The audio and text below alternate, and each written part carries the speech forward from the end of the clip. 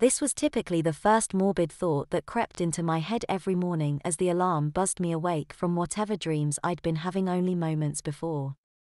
The past 6 to 8 hours had been rendered completely moot in a blur of unconsciousness, not counting a trip to the toilet around 3 a.m.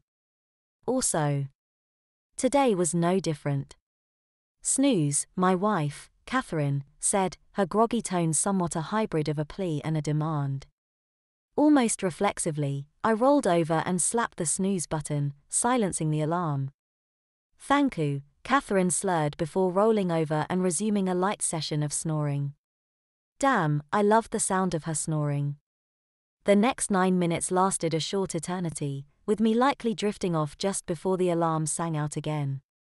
I've always wondered how an entire night can go by with a snap of my fingers and the shutting of my eyelids, but 9 minutes feels like forever.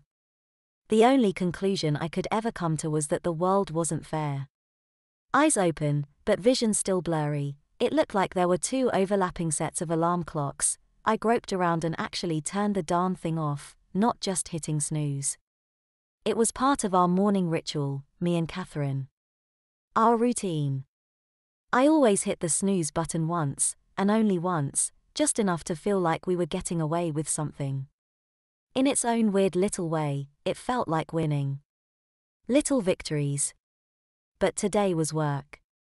So no sleeping in. Time to get up and get out of bed.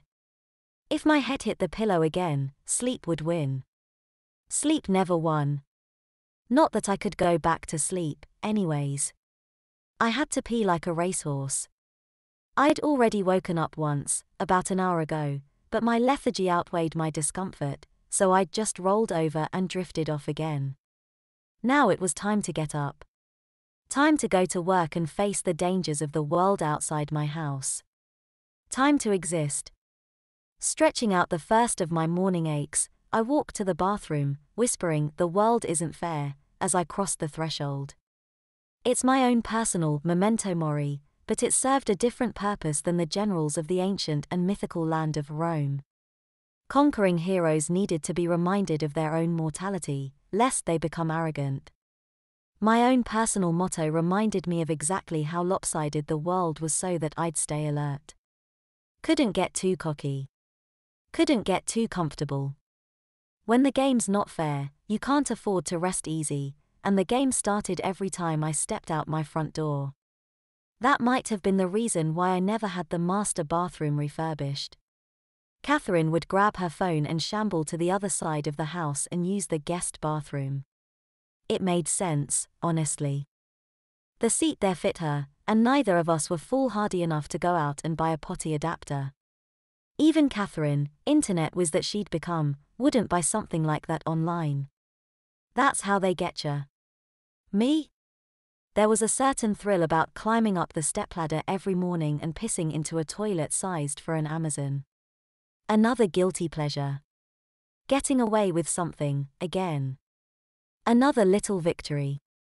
Oh, yeah. I guess I should mention in case you haven't figured it out, I'm a little. Capital L. Noun. Not an adjective. We lived in an Amazon-sized house. Got it relatively cheap with a good mortgage. The old Amazon couple that we'd gotten it from actually seemed pleasantly surprised on the day I showed up to sign the papers. They'd lost their adopted little girl to old age and cancer, some things even Amazon tech can't cure 100%, but had modified the spare bathroom to accommodate someone our size.